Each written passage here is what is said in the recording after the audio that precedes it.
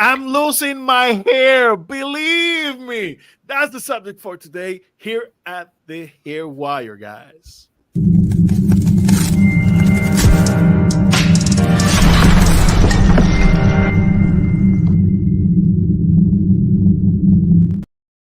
And welcome, guys. Welcome, everybody. Welcome to the Hair Wire, the place where you get hair smart. I'm your host, Sergio Cardona, alongside with Carrie, Jared, and Bisan Dipsy. How you guys are doing? Doing We're good. doing well, thank you. Well, we need to welcome Finally, back finally, Ray. we haven't seen each other in quite a while. We haven't been live, the three of us, for a few weeks. Oh, Uh, either I was traveling, either Carrie was having surgery. yep. It was something. But finally, we're here. By the way, Carrie, how are you feeling? I'm doing much better. Thank you. The last couple weeks are a little bit of a blur, but I'm getting back on track. So it feels good to be back in the game. Feels good At to least have you you didn't back. lose your hair. No, I didn't lose my hair, but I did lose a tooth. So Hey, I'm saying I lose the tooth over here. yeah, well, I had a tooth emergency, and that I got very sick from it, and I ended up having to have an emergency extraction, and so that's why I was away for a couple weeks. And I'm a teeth person, so I'm the person that brushes my teeth a couple times, 4 times, 6 times a day, and so it was a bit of a Maybe catastrophe. that's why. Too Yeah, much. and so Excessive. I ended up in dental emergency and at the endodontist and in emergency, and yeah, but I'm good now. I don't have a tooth, so I kind of sound learning how to talk again, but I'm back to life again, so it's good. Well, It's good, welcome it's good back. to have you back. It's good to Thank have you you. back. Biz, how are things back in Florida? Well, things are going good. The weather is getting warmer, and that is my favorite part of the year. I don't like cold, and for me, warm is above 80. Under 80 is cold.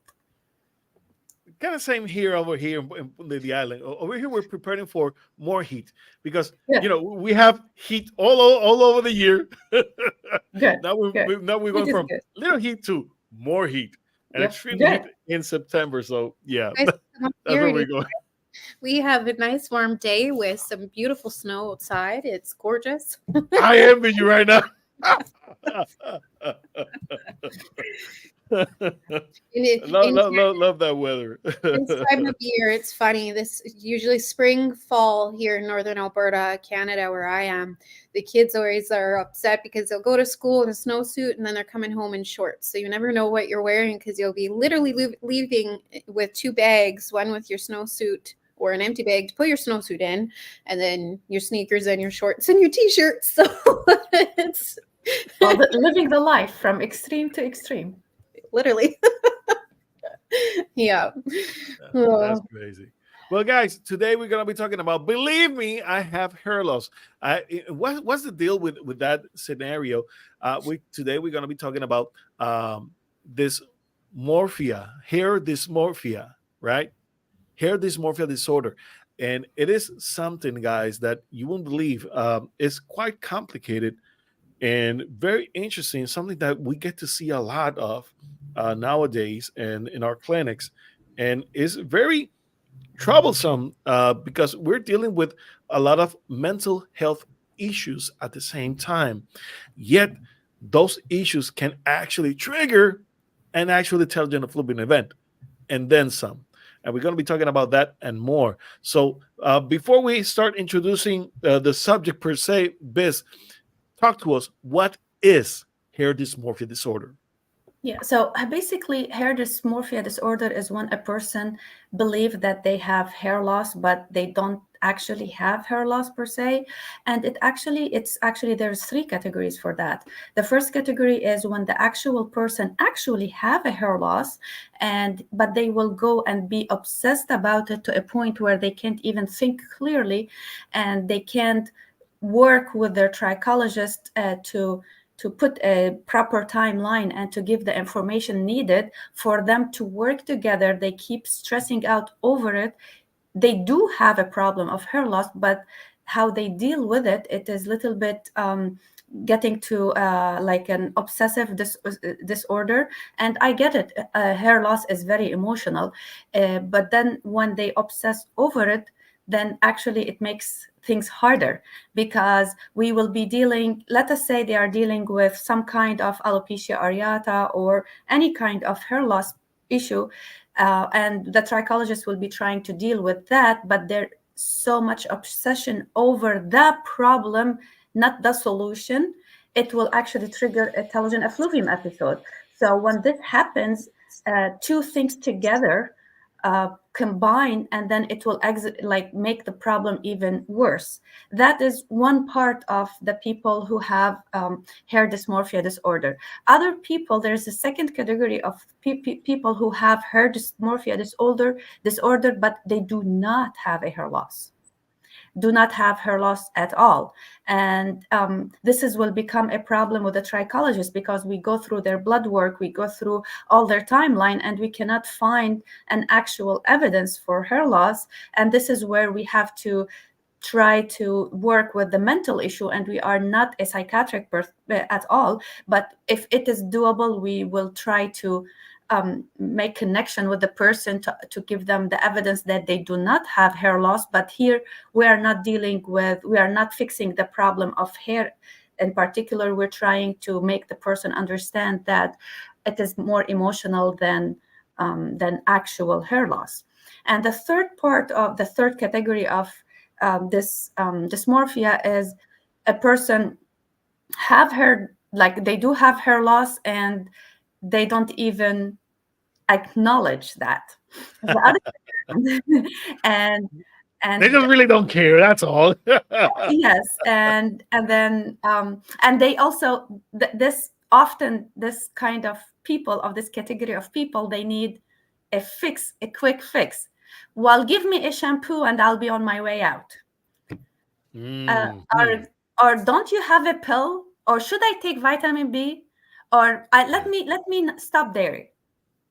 It's like, okay, we have to slow down, take it back, and slice it one thing at a time to get them to the actual trigger and explain to them the whole process. So that is in general what are the three categories of hair dysmorphia disorder. Perfect. Now, Carrie, I want to put you in the spotlight. You see a lot of people that come to you, particularly when they come, to get their hair done. Do you experience this hair dysmorphia thing? People who says, I'm losing my hair, and you're touching the hair and nothing comes out. What's going on? Have you seen that? Yeah, well, of course. So the person that is going to know your hair next after you is your hairstylist, especially if you have a regular hairstylist that you do see on a regular basis. I do have clients come in and I'll point out, your hair's thinning, and I'm the one to know. But there are times where they think their hair's thinning, and I'm examining it, and nothing's coming out. Everything seems the same. Everything looks the same. But quite honest, it's usually after people take out hair extensions that I see that the most, or change their regimen. I find regimens, a lot of times if you're using a volumizing regimen and it has like a molecule on the hair, and then you start using something else more moisturizing, you're not having the density in the hair anymore because there's no molecule density in there anymore. So they have this illusion that the hair is thinner than it actually is. So yeah, there's different scenarios that I've seen in my chair with. I haven't considered that, but it's true. People using volumizing products, and then they stop using it. Of course, they will notice that there's no more volume. So naturally, I have one thing to add here too, Sergio. When we switch to heavier conditioners, True. The heavier the conditioner makes your hair slick more because it's weighted more. So it looks like you have less hair. True. But it's just like sticking to your head, and it's just heavy. Yeah. And another common one too, I have a lot of clients with fine hair, and we do color treatments on their hair. I use a toner, a type of toner that almost puts a coat on the hair follicle to give it almost a little bit more body and a little more density to the hair. You could actually feel about 10 to 20% density difference in the hair with the product that I use. And after time, it starts to fade out. I'm like, my hair is thinning out again. I'm like, no, actually, we had the product. It only has a lifetime of this time, and it just means that we need to get that out there. But I'll go do a full examination, make sure they're not shedding, but it does happen. Yeah. I actually have one client right now who I have been doing his hair for a while, and he has a head full of hair, I tell you. But he's thinning on top, and he refuses to listen to me when I tell him that he is thinning on top. So yes, they're all different scenarios. Now, this is, this hair dysmorphia thing, it's quite complicated, I have to say, because whenever we are dealing with the mental state of the state of mind of people, how they feeling, um, it's quite the journey, I have to say, because people often they are looking for validation when they come to you to for you to acknowledge that they're actually experiencing something that they're not. And of course, I will not try to convince them that they're not experiencing it, but I'm trying to teach them and to show them that actually what they're going through is more related to what's happening on their head. It's a mental issue. It's more of a stress type of situation. Right. And so I try to divert the conversation into it's more of a stress type of thing. So we need to manage that stress, and probably we might need medication. Let's try with some CBD tincture. Let's try with maybe some 5-HTP, maybe some GABA, maybe some St. John's wort, other types of natural supplements to help you, cope with the stress. But I'll say to them, if it's not enough, then we might need to consider medication along the process. Now, but let's think about it as something temporarily. It's not like you're going to be taking this medication forever, but we might need to scale down that intensity of that stress in your system.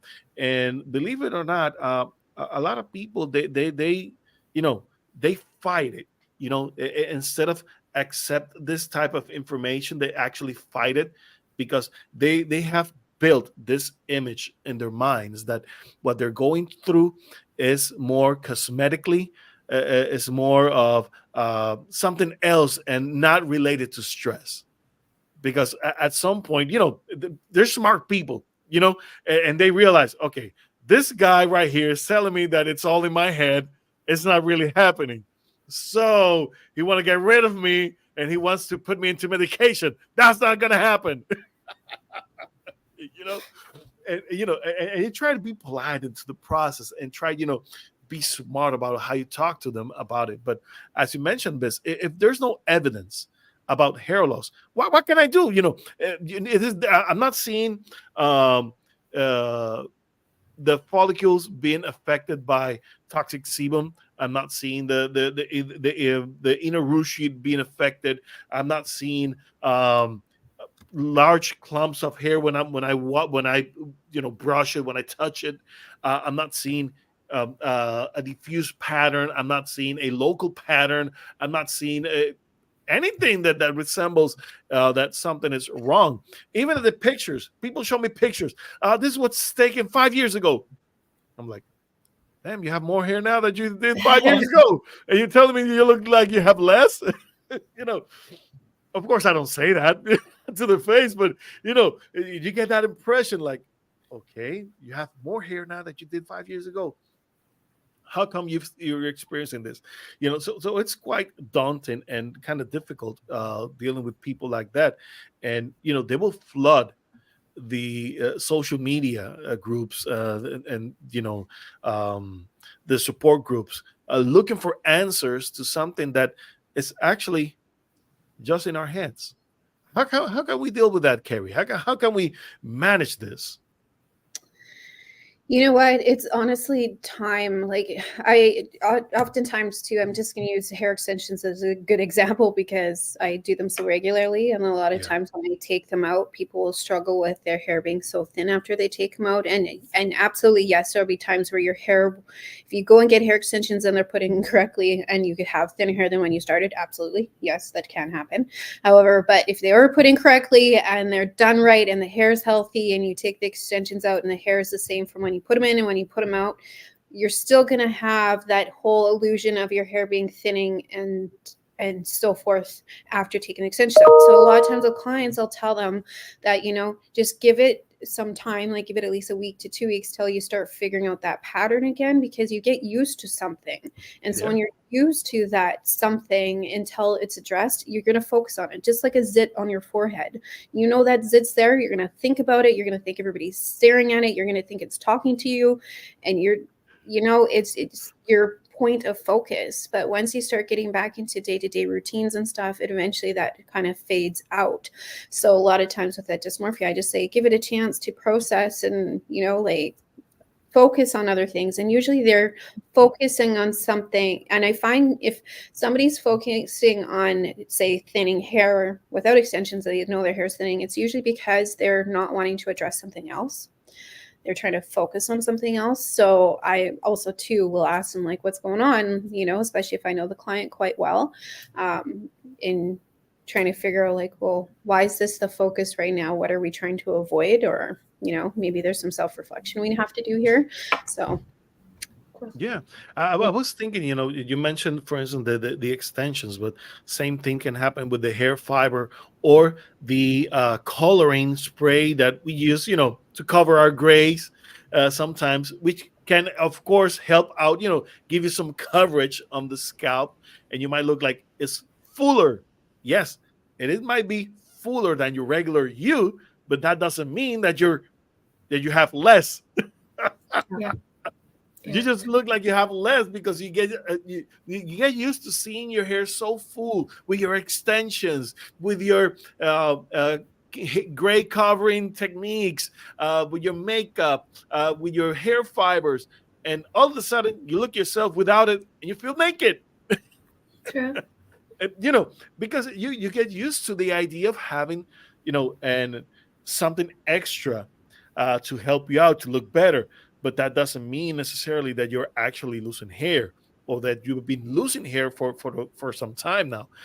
Now, for us guys, it is, this area right here, right? Yeah. How we call this in English, this Temples. section. the Yeah, width. temple. The widow pig. Okay, temples. Yeah. Widow peaks too. Yeah. So this region right here, we call it the entrance of the scalp. When they go deep enough. I mean, guys, particularly guys, after 20s, yes, you get the shape of a 20-year-old. Then the 30-year-old, 40-year-old, 50-year-old. Commonly this will go back. This will go back naturally. But other than that, if you're not experiencing hair loss in this region, hey, it's not on your genetic alopecia. So take it easy, guys. Yeah. Okay? Yeah. Take it easy. I mean, if it looks normal, if it looks full, but it's just receding, that hairline, starts to recede naturally. That curvature looks natural to you, to your type of to your age. As we age, of course, it will, that hairline will go a little bit on the back, but it's normal, guys. So what's normal versus what is not is what we as trichologists try to find out whenever we do examination, whenever we do a consultation. And whenever we find that there's something to address, of course we will address it. But if there's nothing that we can do to address it, because there's no situation causing any hair loss, and your hair is perfectly fine, what can we do? What can we do? If you're sorry, I was thinking about something else. You know what I was thinking about? Right. We should talk about our self-worth. But let me answer your question first. Yeah. Your question was like what we do if we don't have hair loss per se, right? Yeah, I mean, Yes. as a trichologist, what can we give people? Right. I mean, because here's the thing, if we don't find anything, It's exactly what I'm thinking about. It's the self-worth issue. yeah, Because especially, the hair industry is $1 billion industry, right? And that is the reason why it's $1 billion industry. And with all these fake shampoos and like all promises with this pill or with this serum or with this whatever, it's just because even social media. I mean, the pressure to look young, the pressure right, to look right. Thank you. gorgeous every Yeah. time. You know, and long hair, and yeah, and this is also always putting pressure on our image, on our exactly. self-worth. And we want to, even we like it or not, if you keep looking at these like these ads about how nice hair could be or should be, or you will get affected. Even the smartest of us will get affected. This is marketing, and marketing is so powerful, especially when it comes to how we present ourselves to people. And it's also affecting our self-worth, especially if we have another problem we're dealing with. Like Kerry was saying, we're trying to divert from the actual problem, and we blame it on our hair, right? And then we go blindly to search for, not blindly even, we go crazy in a way to search for solutions, right? We Solutions become for our hair obsessed. loss, right? Well, you know Right. what? I actually, it's funny. I had a conversation with a client yesterday about this. We're talking about marketing, and with social media and marketing, real people who went to school for marketing, we're trained to teach you to essentially manipulate you or use algorithms for you to believe things. Right. We play on that. We take psychology programs, we take different programs to study the person and the needs and the different demographics and stuff, and we kind of work with that. And now when you have algorithms working and helping you feed that, so as soon as you, so for a client or somebody has a home on the internet and they're at home and all of a sudden they're researching one day hair loss, and then they start seeing things come up on their feeds and their algorithms about hair loss, thinning hair, your hair should look like this, you don't look like that, you should look like A, not B. And so you start to get in your head and you start questioning things. Like I know myself, I'm coming up premenopausal myself, and so I'm seeing a lot of stuff on premenopause and being like, oh, you should look like this and you should not be like that. And of course I'm getting in my head and how I should be eating and what I should be doing for my body. And so it happens with everything, hair, every situation. And so with the thing is when you're questioning your hair loss, what are you being fed? What information are you knowing, and what is being fed to you to start thinking that Mhm. you have that hair thinning and hair loss? And we are quite impressionable species. A lot of us Yeah. were very impressionable. And especially when you start to see it all the Mhm. time, you start to believe it. So Right. it's a magician's trick. It's how a magician gets to figure out what you're thinking, because they are programming you for that. You go to a magic show, you go into that magic show, the magician will go in and be like, hey, let everybody mingle, but he has a magic trick on stage in 20 minutes that is going to guess what you're thinking and is going to be, say, an actor that you're thinking about. So that 20 minutes while you're mingling and getting into the stage, you're going to have impressions set on you in that area, that foyer, before you go and sit down, to get you to start thinking about that, say, actor that he wants you to be thinking about. So for Yeah. example, I'll use John Candy, a famous actor here from Canada. So he might have lots of candy, a candy bar. He might have people going in there and introducing themselves as John. Hi, my name is John. John, Mhm. seen Canada, seen iconic movies, Plane, Trains, and Automobiles, or other movies that John Candy has been in. Yeah. So of course you start thinking, your brain starts getting programmed, the triggers start, gears start moving and rolling. And so when you go up on stage and they're like, okay, you guys go sit down, we're going to start the magic show. Magic show starts, and then a magician will go in and be like, hey, all right, I'm going to pick somebody from the audience and I'm going to guess what you're thinking.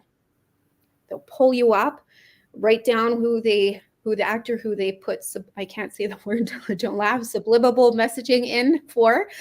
And when you go up and you'll be like, oh, I'm thinking of John Candy. And guess what? Yep. The magician will flip Yep. around Yep. John Candy.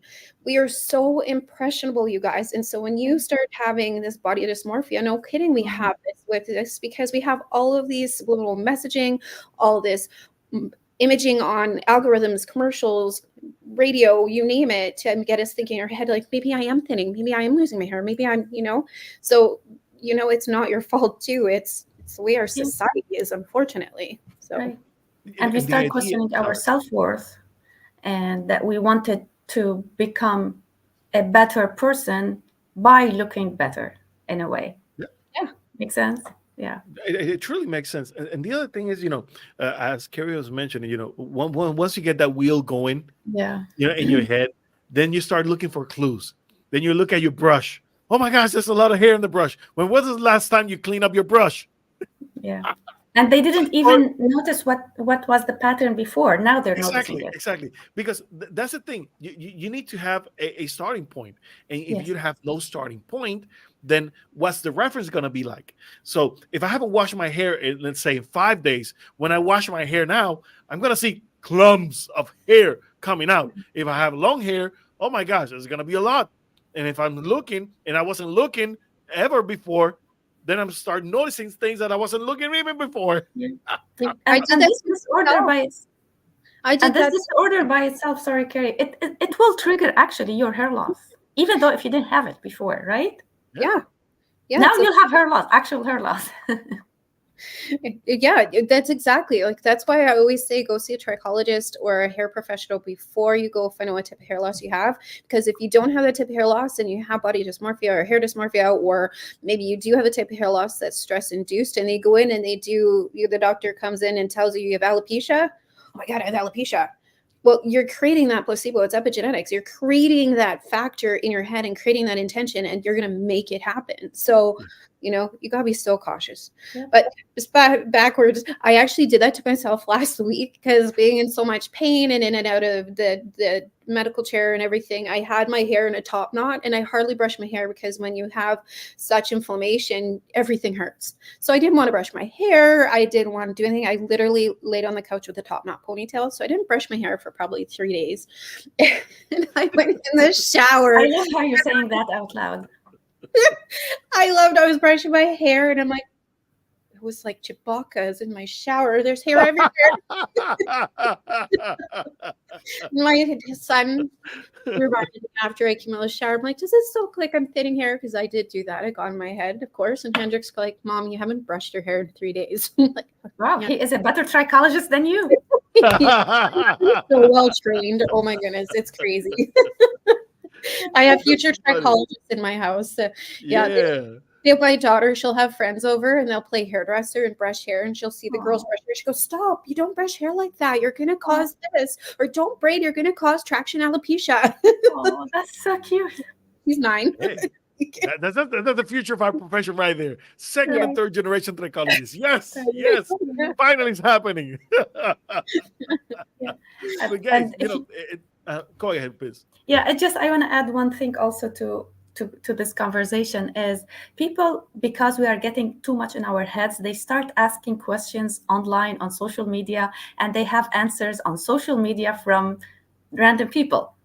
Why I'm losing my hair? Well, you have mold in your house. Oh my God. Then they go freak out even more. That's like, so they ask random questions for random people and they get random answers, and they start thinking in their head that they have bigger problems than they actually have.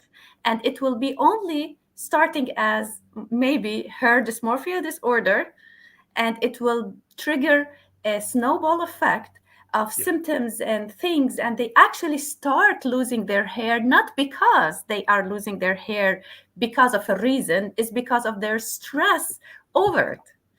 And when people ask questions randomly to other people and have answers, you'll get all kind, like, there is no one answer that fits all, right? Every biological question about your biology, your hair, it has to be specifically answered for your case.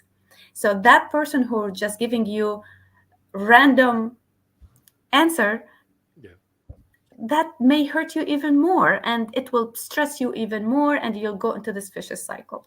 Yeah, it's not a one size fits all world. Exactly. No. And the problem with that is, you're asking particular questions about your case, and the person that might be doing the answering is just answering in the general sense and answering questions on someone's particular case and not your own thing. What's happening to you is to you. What's happening to her is to her. What's happening to him is to him. So you have to realize that not everything that people are commenting or are answering out there has a direct relationship to what's causing with what is actually happening to you. So whenever you look for information, guys, look for the right sources. So stay connected here to the Hair Wire. Stay connected to the Hair Wire. Stay hair smart. Visit thehairwire.com. And of course, subscribe hit the like button. That's one way, to stay connected. And keep it coming. Keep that information flowing. Get educated on different types of hair loss. Look for the real signs of hair loss.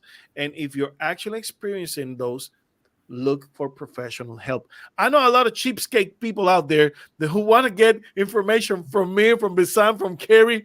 I mean, we'll put information out there, But but it it's is not not, a it's not a full yeah, diagnosis. It's it's not, not it's not a full general. treatment plan. So you will need professional help at some point. So get it. Get professional help, guys. Invest on your hair. If your hair is that important to you, invest in it and look for the right people, because unfortunately there's a lot of scammers out there, a lot of And they're people looking out there. for free answers too. Yeah, but the thing is, there's a lot of scammers out there, Biz, and people who will, you know who are devouring right now on those people who are preying on those people who are desperate right now, looking Mm. for answers, looking for an easy way out. And whenever we say look for professional answers, look for complete treatments, people be like, oh, that's too much money, oh, that's too complicated, that's going to take way too long, I'm looking for an easy fix right now. Believe me, guys, there's no easy fix. No, There isn't. When it comes to hair loss, there isn't. The no. only way we're going to find the easy solution is if we find out what's exactly causing your hair loss. And by addressing that particular issue, then we get a real solution. But only then, guys. If you keep looking for a miracle solution, it's not going to be there. It's not going to be anywhere. Okay. It doesn't matter if it's PRP. It doesn't matter if it's TED treatment. It doesn't matter if it is PDOs. I don't care what type of solution are you looking for right now.